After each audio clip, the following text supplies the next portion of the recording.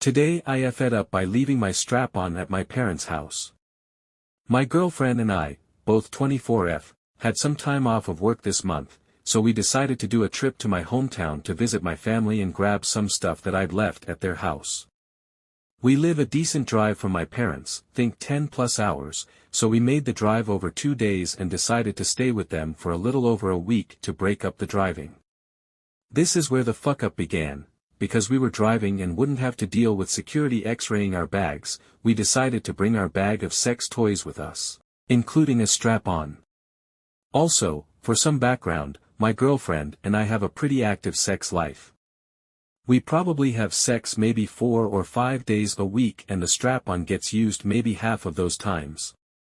Anyway, we get to my parents' house and had a really nice week. Went to a concert, saw a sports game, did some shopping, spent time with my family, overall a really nice time.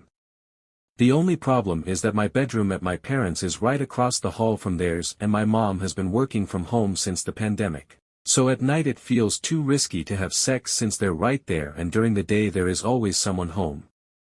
We're used to have sex way more often than this, so it gets frustrating quickly. While we're at my parents' house, we also noticed that the bed in my room is the exact right height for being bent over and that the angle would be perfect. But since someone is always home, we can't have sex. Anyway, one blessed morning my mom goes to run an errand. My dad isn't working from home so he was at the office. To be extra sure, I check both locations on Find My Friends and the coast is clear. We quickly get down to business. I end up bending my girlfriend over my bed and fucking her from behind. Turns out we're right, the height and angle are perfect. After we have sex, we're both sweaty and tired so we lie on the bed cuddling. I take the strap-on off and put it on the floor to wash and put away later. A few days later, our trip is over and we start driving back to where we live. This time we decide to do most of the drive the first day to get it over with and to stop only a few hours from the city we live so we won't have much driving to do the second day. We get to our Airbnb and we're excited to finally be able to have sex as loudly and for as long as we want, so I go to get the strap-on from the bag.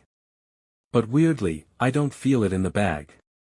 In a panic, hoping I somehow just missed it, I turn the bag inside out and dump the contents onto the bed.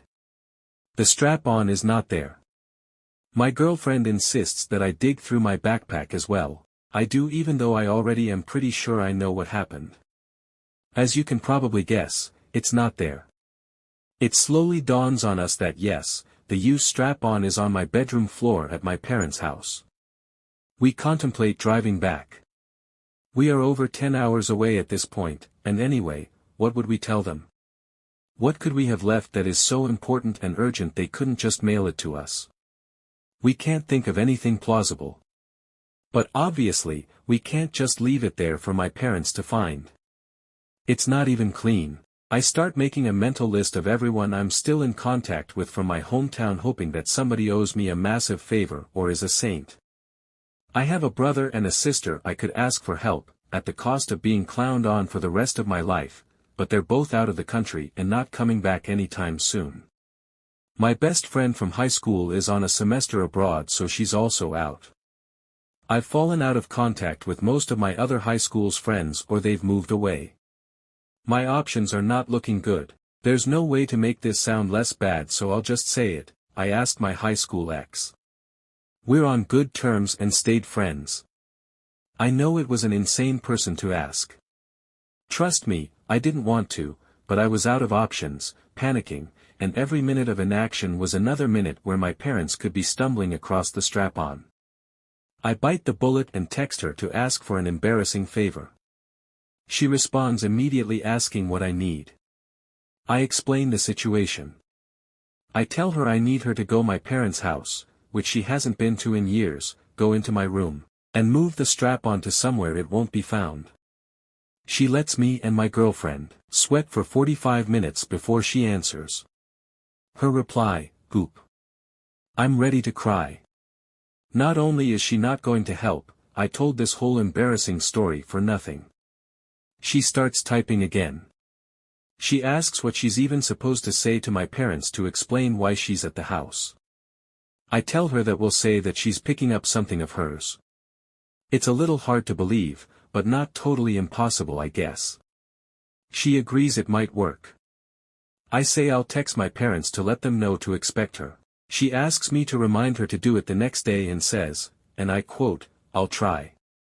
I'm sweating. This is not the level of commitment I was hoping for. And what does she mean she needs a reminder the next day? Was this insane conversation not memorable? But I'm afraid to ask her to be more definitive in case she decides that actually, duck doing this, you're on your own. I text my parents. I tell them to expect her, that she's picking something up from my room. My mom offers to put whatever it is in the mailbox to make things easier for everyone. No. Duck. I think. I tell her it's fine and that I already gave my ex the code for the garage door. My mom just says, okay. The next day arrives. I text to remind her first thing in the morning. No reply. I check my phone every time we stop on our drive. The message isn't even seen until after 1 p.m. That night, my ex, heroically, drives over to my parents' house and successfully moves the used strap-on off of the floor and into a drawer underneath a stack of clothes. I thank her profusely and tell her I owe her a million favors and that she's a hero. I think we've gotten away with it. Then, 2 days later, my dad texts me that she came to pick up whatever it was, and that it took her a while to find.